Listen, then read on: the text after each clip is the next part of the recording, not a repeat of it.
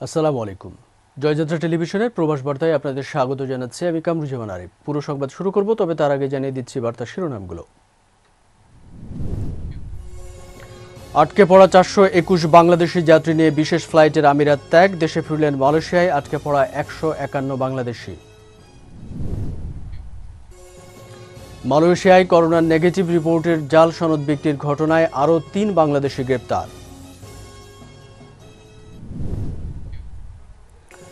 মালয়েশিয়ায় নিজ দেশের নাগরিককে হত্যার অভিযোগে 12 বাংলাদেশিকে আটক করেছে দেশটির পুলিশ।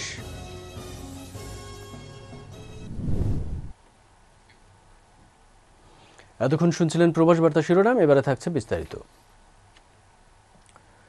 সংযুক্ত আরব আমিরাতে আটকে পড়া বাংলাদেশিদের বিশেষ ফ্লাইট দেশে পাঠানো হয়েছে।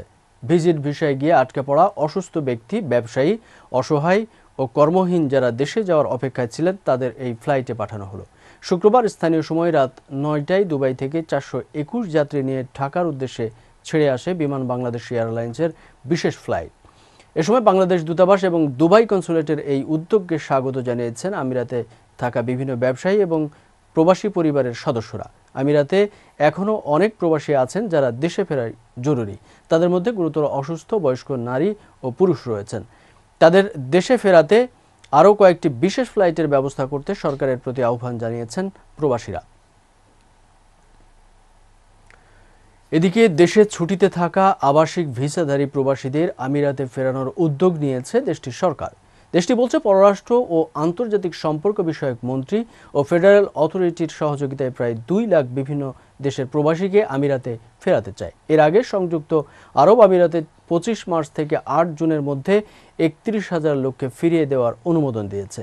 পররাষ্ট্র ও আন্তর্জাতিক সহযোগিতা মন্ত্রীর উপসচিব খালেদ আবদুল্লাহ বেলহুল বলেছেন, পরবর্তী পর্বে পরিবার ফেরাতে উদ্যোগ নেবে। সংযুক্ত আরব আমিরাতের যেসব আবাসিক ভিসাধারী ফিরতে চান তাদেরকে ওয়েবসাইটে রেজিস্ট্রেশন করতে হবে এবং কর্তৃপক্ষের অনুমোদন পাওয়ার পরে টিকিট সংগ্রহ করতে হবে।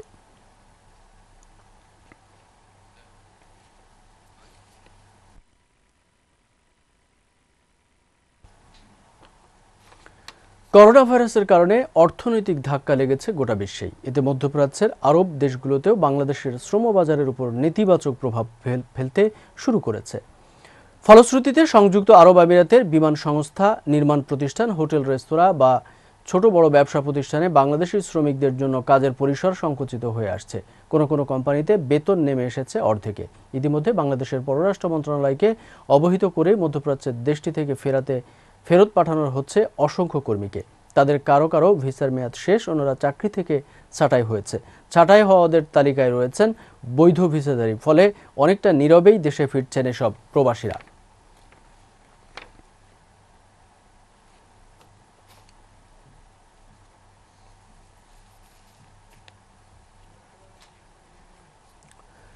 করোনা ভাইরাসের প্রাদুর্ভাবে মালয়েশিয়ায় আটকে পড়া শিক্ষার্থী, পর্যটক ও নানা পেশার 151 বাংলাদেশিকে ফিরিয়ে এনেছে বেসরকারি উড়োজাহাজ সংস্থা ইউএস বাংলা এয়ারলাইন্স। শুক্রবার বিকেল 5:40 বিশেষ ফ্লাইটে হযরত শাহজালাল আন্তর্জাতিক বিমানবন্দরে অবতরণ করে। ইউএস বাংলা এয়ারলাইন্সের পাঠানো এক প্রেস বিজ্ঞপ্তিতে বলা হয়, শুক্রবার মালয়েশিয়ায় কুয়ালালামপুর থেকে স্থানীয় সময় বিকেল 3:50 151 জন যাত্রী নিয়ে ঢাকার উদ্দেশ্যে উড্ডয়ন করে। বাংলাদেশ সময় বিকেল 5:40 ঢাকার শাহজালাল আন্তর্জাতিক বিমানবন্দরে অবতরণ করে। এর আগে শুক্রবার সকাল 8:50 দিকে 43 মালয়েশিয়ান নাগরিক ও সে দেশের স্থায়ীভাবে বসবাসরত প্রবাসী বাংলাদেশিদের নিয়ে ঢাকা থেকে কুয়ালালামপুরের উদ্দেশ্যে উড্ডয়ন করে ইউএস বাংলার বিশেষ ফ্লাইট। মালয়েশিয়ার কুয়ালালামপুরে অবস্থিত বাংলাদেশ দূতাবাস ও বাংলাদেশে অবস্থিত মালয়েশিয়ান দূতাবাসের সার্বিক তত্ত্বাবধানে ঢাকা কুয়ালালামপুর ঢাকা রুটে বিশেষ ফ্লাইটটি পরিচালনা করেছে ইউএস বাংলা এয়ারলাইন্স। এদিকে মালয়েশিয়ায় করোনার নেগেটিভ রিপোর্টের জাল সনদ বিক্রির ঘটনায় আরও 3 বাংলাদেশিকে গ্রেপ্তার করেছে দেশটির পুলিশ। গত মঙ্গলবার 3 বাংলাদেশিকে গ্রেপ্তারের পর কুয়ালালামপুর পুলিশ রাজধানীর জালাল তেংকান টংশিন থেকে ওই 3 জনকে গ্রেপ্তার করা হয়। গ্রেপ্তারকৃত 3 বাংলাদেশি বিল্ডিং কনস্ট্রাকশনের কাজ করতেন বলে জানিয়েছে দেশটির পুলিশ। এ সময় তাদের কাছ থেকে 5টি মোবাইল, একটি করোনা জাল সনদ উদ্ধার করা হয়। এর আগে করোনা জাল সনদ বিক্রির দায়ে দেশটিতে আরও 2 বাংলাদেশিকে গ্রেপ্তার করা হয়েছিল। গোপন সংবাদের ভিত্তিতে গত 5 জুন স্থানীয় সময় বিকেল 5:30টায় কুয়ালালামপুরের জালান আলোর 2টি দোকানে অভিযান চালিয়ে ওই দুই বাংলাদেশিকে গ্রেপ্তার করে পুলিশ। এ সময় তাদের ব্যবহৃত বিভিন্ন জিনিসপত্র উদ্ধার করা হয়। পুলিশ অভিযান চালিয়ে একটি জাল কোভিড-19 স্ক্রিনিং পরীক্ষার রিপোর্ট, একটি ফাঁকা ল্যাব লিঙ্ক মেডিকেল ল্যাবরেটরি, লেজারহেড এবং 1331 মালয় রিঙ্গিত উদ্ধার করে। সিঙ্গাপুরে করোনা মোকাবেলায় বাংলাদেশ সরকারের নির্দেশনা অনুসারে প্রবাসী বাংলাদেশিদের জন্য সিঙ্গাপুর সরকারের পাশাপাশি সর্বদাই হাইকমিশনের কর্মকর্তা নিরলসভাবে প্রবাসীদের জন্য সব ধরনের সহায়তা প্রদানের বিষয়ে বদ্ধপরিকর। শাহাদাত রাসেল চৌধুরী সিঙ্গাপুর থেকে জানিয়েছেন, তারই ধারাবাহিকতায় বাংলাদেশের অভিবাসী শ্রমিকদের বিভিন্ন ডরমেটরি এবং থাকার জায়গায় করোনার পরিস্থিতির শুরু থেকেই খাদ্য সামগ্রী পৌঁছে দিচ্ছে হাইকমিশনের শ্রম উইংয়ের কর্মকর্তারা। এ সময় বাংলাদেশ হাইকমিশনের ওয়েলফেয়ার অফিসার মোহাম্মদ আলামিন হোসেন ও মোহাম্মদ আশরাফুল আলম নিজ হাতে খাদ্য সামগ্রী বিতরণ করেন। এ সময় প্রবাসী কর্মীদের উদ্দেশ্যে ওয়েলফেয়ার অফিসার মোহাম্মদ আলামিন হোসেন বলেন, সিঙ্গাপুর প্রবাসী বাংলাদেশিদের কল্যাণে বাংলাদেশ হাইকমিশনের লেবার উইং সর্বদা আপনাদের পাশে আছে। আপনাদের যে কোনো সমস্যায় আমাদের অবহিত করেন। আপনারা সিঙ্গাপুর সরকারের সকল নিয়মকানুন মেনে চলুন। মালয়েশিয়ায় নিজ দেশি নাগরিককে হত্যার অভিযোগে 12 বাংলাদেশিকে আটক করেছে দেশটির পুলিশ। মালয়েশিয়ার পেনাং রাজ্যের সেবারাং পেরাওয়ের জালান আরাকুড়াতে সবজি বাগানে কর্মরত বাংলাদেশির মৃতদেহ পাওয়া যায়। বুধবার সকালে রক্তাক্ত মরদেহ উদ্ধার করে পুলিশ। নিহত বাংলাদেশির নাম মোহাম্মদ আব্দুল লতিফ। তবে হত্যাকাণ্ডের শিকার বাংলাদেশির দেশে বাড়ি কোথায় তা এই রিপোর্ট পাওয়া পর্যন্ত জানা যায়নি। সেবেরাং পেরায় উত্তর জেলা পুলিশ প্রধান সহকারী কমিশনার নুরিকানে মোহাম্মদ নূর বলেছেন, আটককৃত বাংলাদেশিরা সম্ভাব্য হত্যাকাণ্ডে জড়িত ছিলেন বলে প্রাথমিক পুলিশ তদন্তে জানা গেছে, যার কারণে বৃহস্পতিবার হত্যাকাণ্ডের শিকার সহযোগিতার আটক করা হয়েছে, যাদের বয়স 25 থেকে 30 বছর। ব্রিটিশ বাংলাদেশি তরুণী Ishita Azad art fundraising and philanthropy fellowship লাভের গৌরব অর্জন করেছে। এই প্রথম কোনো বাংলাদেশি ব্রিটেনের শিল্প সংস্কৃতি খাতের বৃহৎ প্রতিষ্ঠান আর্ট কাউন্সিল ইংল্যান্ডের সহায়তায় পরিচালিত এই ফেলোশিপ লাভের সুযোগ পেলেন। ব্রিটেনের বিভিন্ন শিল্প সাহিত্য ও সংস্কৃতি চর্চা সংগঠন থেকে মোট 10 জনকে এবার দেওয়া হয়েছে art fundraising and philanthropy fellowship. British Bangladeshi poetry collective থেকে নিজের দক্ষতার গুণে এই সুযোগ পেলেন ঈশিতা আজাদ। ফেলোশিপের আওতায় 1 বছর বিশেষ কার্যক্রমে অংশগ্রহণ করবেন তিনি, যার মাধ্যমে তার নিজের কিংবা বিভিন্ন সংগঠন ও প্রতিষ্ঠানের তহবিল সংগ্রহে স্বীয় দক্ষতাকে কিভাবে কাজে লাগাবেন সে বিষয়ে ধারণা লাভ করবেন এই বাংলাদেশি তরুণী। দর্শক, প্রবাসের আরও খবর জানতে এখন আমরা সরাসরি সংযুক্ত হব প্রবাসে।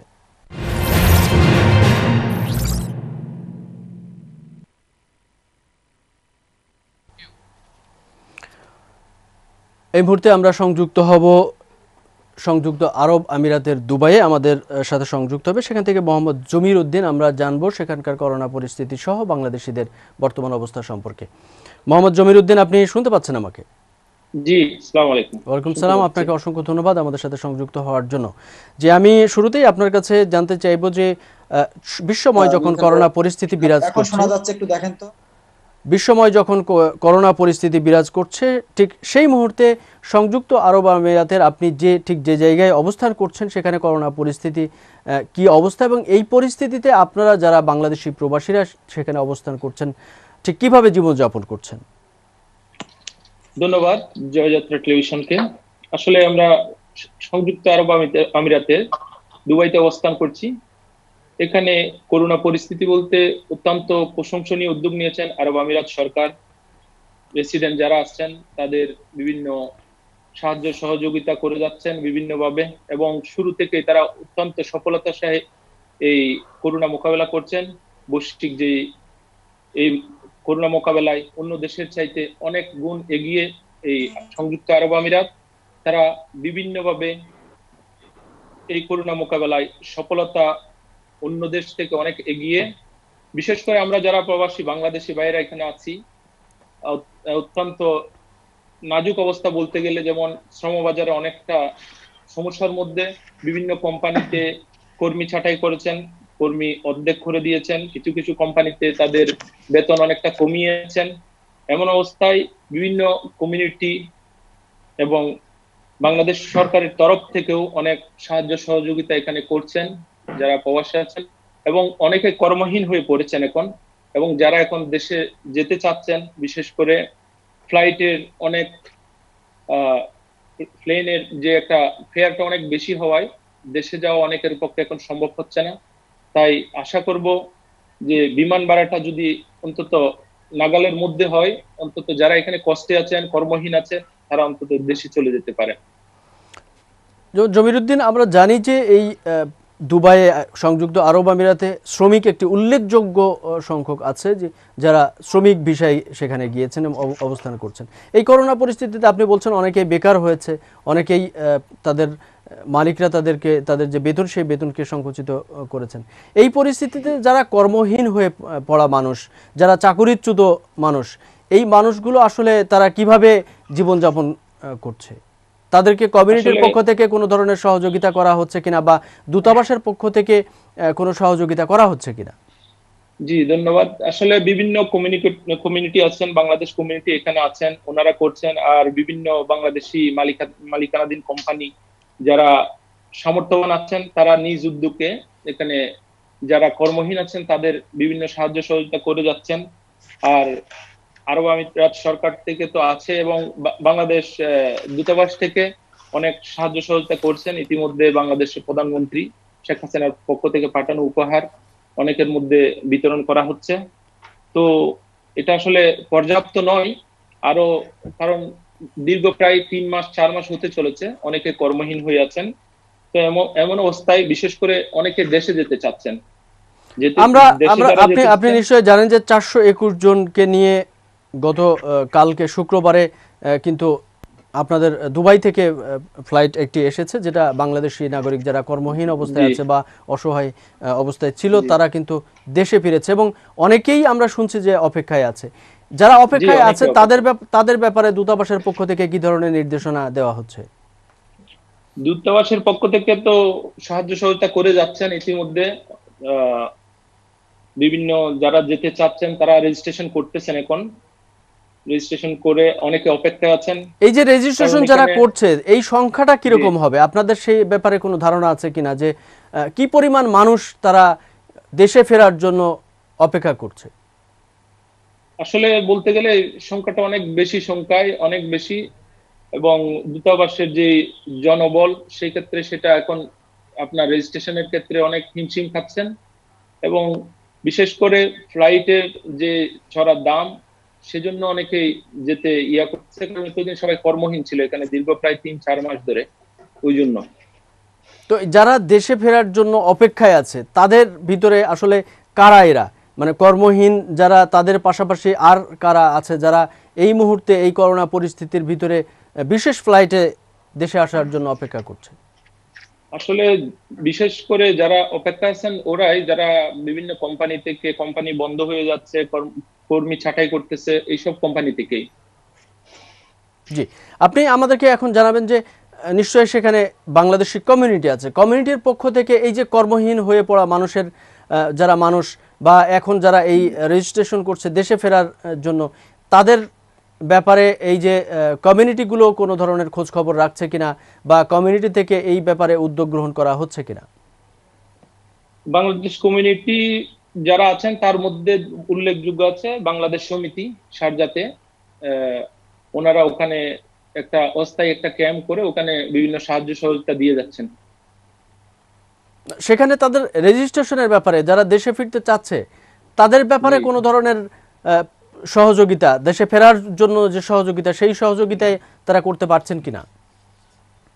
জি, করছেন, অবশ্যই করছেন। বাংলাদেশ এমবাসিতে, বাংলাদেশ দূতাবাস দুবাই, আবুধাবি এবং এখানে বাংলাদেশ সমিতিতে যেখানে অস্থায়ী ক্যাম্প করা হয়েছে ওখানে করতেছে। তো সরকারের পক্ষ থেকে যারা কর্মহীন হয়ে পড়েছে বা বাংলাদেশের যারা সেখানে খারাপ অবস্থায় আছে, সরকারের পক্ষ থেকে কোনো ধরনের সহযোগিতা এখন পর্যন্ত তাদেরকে করা হচ্ছে কিনা, এই ব্যাপারে আপনারা জানেন কিনা? ইতিমধ্যে আমরা দেখেছি কিছু মাননীয় প্রধানমন্ত্রীর তরফ থেকে কিছু উপহার সামগ্রী এসে পৌঁছেছে। এটা হয়তো যে সংখ্যক এখানে আছেন অতটুক, এটা অনেক কম বলা যায়। আমি আপনার কাছে জানতে চেয়েছি, আপনার দুবাইয়ের সরকার, মানে সেখানকার সংযুক্ত আরব আমিরাতের সরকার তাদের জন্য কি ধরনের ব্যবস্থা করেছেন এ পর্যন্ত? আরব আমিরাত সরকার বলতে যখন লকডাউন অবস্থায় ছিল, আপনি জানেন যে 10 মিলিয়ন ফুট একটা ওনারা একটা প্রকল্প হাতে নিয়েছিল। এটার আওতায় যারা কর্মহীন ছিল ওনাদের জন্য প্রতিদিন দুবেলা খাবারের ব্যবস্থা করেছিলেন, এই আর কি। আপনাকে অনেক ধন্যবাদ মোহাম্মদ জমির উদ্দিন আমাদের সাথে সংযুক্ত হওয়ার জন্য, সংযুক্ত আরব আমিরাতের দুবাই থেকে। দর্শক, আমরা এই মুহূর্তে সংযুক্ত হতে চাই ইরাকে। ইরাকে থেকে আমাদের সাথে সংযুক্ত হবেন মাসুদ রানা। আমরা কথা বলবো মাসুদ রানার সাথে ইরাকের বর্তমান পরিস্থিতি নিয়ে। মাসুদ রানা, আপনি শুনতে পাচ্ছেন আমাকে? জি, আমি আপনাকে শুনতে পাচ্ছি। আপনি আমাকে শুনতে পাচ্ছেন? মাসুদ রানা, ধন্যবাদ আমাদের সাথে সংযুক্ত হওয়ার জন্য ইরাক থেকে। ইরাকে আমরা এই বেশ কয়েকদিন ধরেই আমরা সংযুক্ত হচ্ছে এবং ইরাকের যে সমস্যাগুলো, সেই সমস্যাগুলো আমরা শোনার চেষ্টা জি করছি। আপনি আমাদেরকে নতুন কোনো তথ্য দিতে পারবেন কিনা ইরাকে যে বাংলাদেশে বিশাল একটি সংখ্যা অবৈধ অবস্থায় আছে এবং তারা মানবেতর জীবনযাপন করছে, জি এই আমি এই আপনাকে মুহূর্তে জি জি জি এই মুহূর্তে এই মানুষগুলো, অবৈধ যে মানুষগুলো, সেই মানুষগুলো আসলে কিভাবে তাদের জীবন জীবিকা চালিয়ে নিচ্ছে? আমি আপনাকে একটা তথ্য দিই, সেটা হচ্ছে ইরাকে আমরা প্রায় 2 লক্ষ প্লাস প্রবাসী আছি। এখানটা আপনার যে আমাদের যে মানবতার জীবন, আপনারা জানেন যে আমরা অবৈধ লোক, আমরা এখানটা যে কোনো সেবা ক্ষেত্রে আমরা সব থেকে বঞ্চিত আপনার, কিংবা নিজের যে কর্ম, যে আমাদের যে কাজকর্মের জায়গাটা আছে, এটাও আমাদের একটা অবৈধ বলা চলে। যেহেতু আমরা এখানটা পার্মানেন্ট কোনো কাজ করতেছি না, আমরা বিভিন্ন জায়গায় অবৈধ হয়ে বিভিন্ন প্রতিষ্ঠানে, বিভিন্ন আপনার সুপার মার্কেটে, বিভিন্ন জায়গায় আমরা কাজকর্ম করি। আপনার 3 মাস চলা লকডাউনের ক্ষেত্রে অনেক প্রবাসী ভাই অবৈধ, সেক্ষেত্রে তারা বিভিন্ন জায়গায় স্থান নিচ্ছে, কিংবা তারা পার্কে পার্কে ঘুরতেছে, রাস্তায় রাস্তায় আছে। তো সেক্ষেত্রে এখানটা আমরা বিভিন্ন সমস্যা ফেস করতেছি, না আছে খাবার দাবার, না আছে কিছু। বাংলাদেশ সরকার আমাদেরকে যে কিছু টাকা পয়সা দিছিল, 4,25,000 টাকা, এ দিয়ে তো আমাদের গলা ভিজানো সম্ভব না। আপনি 2 লক্ষ লোককে কখনোই খাওয়াতে পারবেন না 4,25,000 টাকা দিয়ে ইরাকের দেশের মাটিতে। এটা একটা ইম্পর্টেন্ট প্রবলেম। আর আপনি এভাবে একটা কথা বলে, আপনাকে জয়যাত্রাকে বলে রাখতে চাই যে জয়যাত্রা যেহেতু আমাদেরকে ইরাক প্রবাসী এবং বিভিন্ন দেশের প্রবাসীদের সমস্যার কথাগুলো শুনতেছে, তুলে ধরতেছে। জয়যাত্রাকে ধন্যবাদ। ধন্যবাদ যে আপনাদেরকে ছোট করতে চাই না, আমি আপনার কাছে কয়েকটা দফা দাবি করতে চাচ্ছি যে ইরাকের যে মোস্ট ইম্পর্টেন্ট যে প্রবলেম গুলো আছে, যদি আপনার মাধ্যমে আমাদের মন্ত্রী মহোদয়, আমাদের মাননীয় প্রধানমন্ত্রী যদি আমাদের কথাগুলো আমলে নিয়ে আসে, হয়তো আমাদের জন্য কিছু লাঘব হবে, কিংবা আমরা থাকতে পারবো। আমি আপনাকে আরো একটা কথা বলে রাখি, কিছুদিন আগে ইরাকের যে নতুন প্রেসিডেন্ট, নতুন সরকার, সেই সরকারের মন্ত্রী পরিষদ থেকে বিভিন্ন গণমাধ্যম, বিভিন্ন কর্মীরা আপনার একটা কথা বলে আসতেছে যে বাইরে কান্ট্রি যত লোক আছে তাদেরকে নাকি দেশে পাঠাই দেওয়া হবে। এই মুহূর্তে যদি আমাদের পররাষ্ট্র মন্ত্রণালয়, স্বরাষ্ট্র মন্ত্রণালয়, আপনার প্রবাসী কল্যাণ মন্ত্রণালয় থেকে যদি আমাদের এখানে কোনো সফরে না আসে, কিংবা তাদের সঙ্গে ফোনে কথা না বলে, যে এই মুহূর্তে লকডাউনের ভিতরে আমাদের যে সমস্ত বাংলাদেশি ভাইরা ইরাকের মাটিতে আছে, তাদেরকে থাকার জন্য যে কোনো ভাবে একটা প্রক্রিয়া করে বৈধতা দিয়ে রাখা যায় কিনা। আপনার পররাষ্ট্রমন্ত্রী, আমাদের মাননীয় মন্ত্রী মহোদয় আব্দুল মোমেন, উনি যদি আপনার দুবাইয়ের পররাষ্ট্রমন্ত্রীর কাছে অনুরোধ করতে পারে যে তার বাংলাদেশের যতগুলো নাগরিক আছে তাদেরকে নিশ্চিতভাবে থাকার যে ব্যবস্থাগুলো, বেতনাদি সবকিছু অনুরোধ করতে পারে। আমরা এতদিন যাবত ইরাকে প্রায় আপনার 2 লক্ষ প্লাস প্রবাসী কাজ করতেছি, এখন পর্যন্ত আমরা দেখলাম না যে আমাদের সরকারের পক্ষ থেকে কেউ এখানটা আসছে। এটা কোনো গণমাধ্যম তুলে ধরে নাই, আপনার আমাদের কোনো কেউ আমাদের বিষয়গুলো বলেও নাই যে আমরা 2 লক্ষ প্লাস অবৈধ, প্লাস আপনার 90% লোক আমরা অবৈধ। যে আপনি আমাকে শুনতে যে পাচ্ছেন? আমি শুনতে পাচ্ছি আপনাকে। মাসুদ রানা, আপনি আমাদেরকে জানাবেন যে আপনি জি জি যে বিষয়গুলো জি বলছিলেন। জি জি আমি আপনার কাছ থেকে জানতে চাইবো, যারা অবৈধ আসলে জি জি তারা জি হয়তো কোনো না কোনো প্রতিষ্ঠানে চাকরি করছে, হুম হুম, কোনো প্রতিষ্ঠানে তাকে চাকরি করে জীবিকা জি নির্বাহ জি জি করতে হচ্ছে। সেটা কিভাবে সম্ভব হচ্ছে? অবৈধভাবে জি জি আপনারা কিভাবে কাজ করছেন? সেখানে তো প্রশাসন আছে, প্রশাসনের নজরে যদি পড়ে যায় আপনারা কখনো, তাহলে আপনাদের আসলে কি ধরনের পরিণতি ভোগ করতে জি হয়? জি। আচ্ছা, আমি আপনাকে দুইটা কথা বলি। ইরাকের প্রশাসনের যদি কথা আছে, ইরাকের প্রশাসন খারাপ হলে আপনি কখনো এতগুলো লোক অবৈধ থাকতে পারতো না। ইরাকের প্রশাসন, ইরাকের গভর্নমেন্ট অত্যন্ত ভালো। তারা আমাদেরকে সবাই জানে যে আমরা অবৈধ লোক। আপনি যতগুলো বাংলাদেশি ভাই আছে, আপনার রাস্তাঘাট হাঁটলে কেউ বলতে পারবে না কারোর বৈধ কোনো কাগজপত্র আছে। কারো কিন্তু বৈধ কোনো কাগজপাতি নাই। তা বাদে আমরা এখানে বিভিন্ন সমস্যা যে ফেস গুলো হচ্ছে, হয়তো বা আমাদের যে আহ, শারীরিক যে সমস্যাগুলো, আপনার বিভিন্ন বাজার বলেন, বিভিন্ন চিকিৎসা সেবা বলেন, এগুলো থেকে আমরা বঞ্চিত হচ্ছি, কিংবা আমাদের যে ন্যায্য অধিকারটুকু আছে, কিংবা আমরা এক জায়গায় কাজে যাচ্ছি, আমরা হয়তো বা জানি না যে সেক্ষেত্রে সেই জায়গাটা আমাদের জন্য ভালো কিনা মন্দ, এটা কিন্তু আমরা কখনোই জানি না। আমাদের এরা বাংলাদেশি যে বন্ধু বান্ধব আছে, এদের মাধ্যমে একটা খুচরো একটা চাকরিতে যেতে হয়।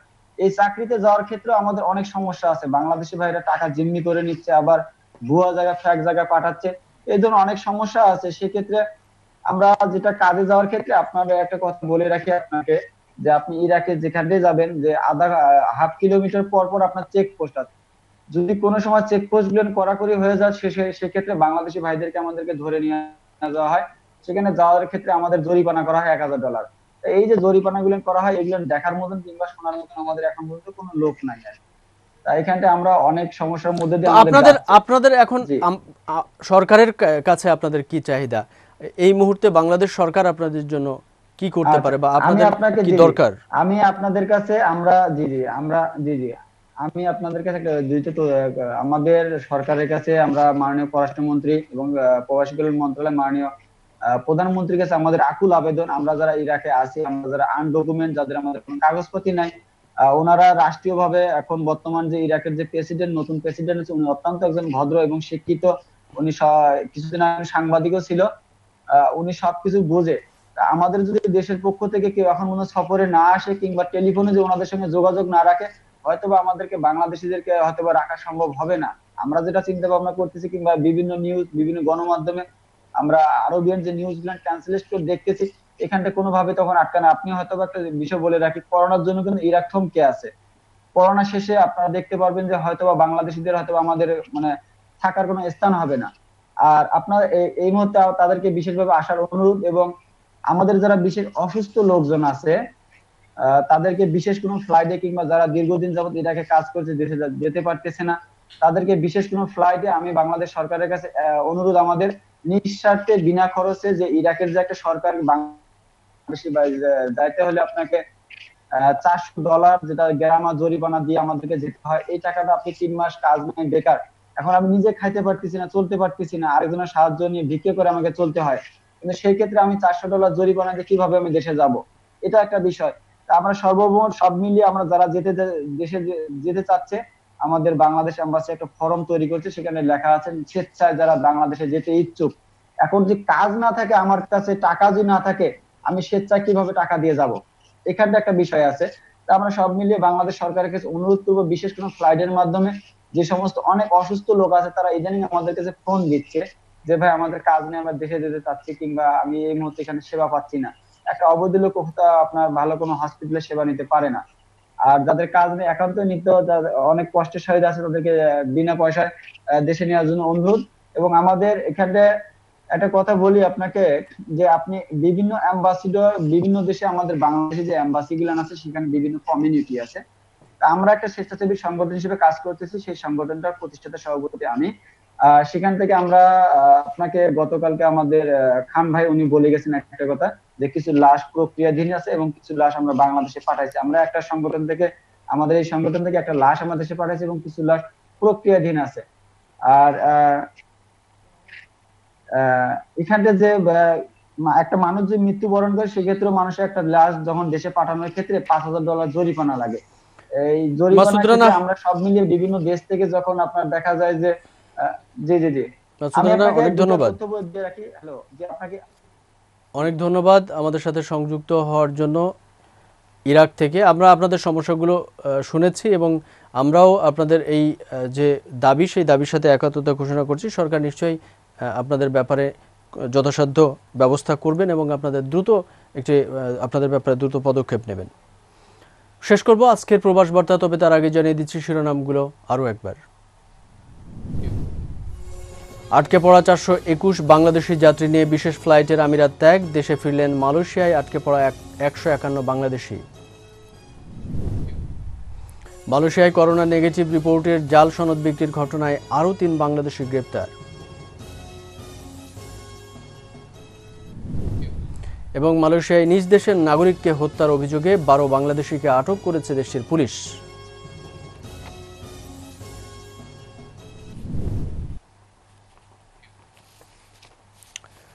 এই ছিল এখনকার মতো প্রবাস বার্তা। আমাদের পরবর্তী বার্তা দেখার আমন্ত্রণ রইল। প্রবাসের সব খবর জানতে চোখ রাখুন জয়যাত্রা টেলিভিশনে। এতক্ষণ আমাদের সঙ্গে থাকার জন্য ধন্যবাদ। আল্লাহ হাফেজ।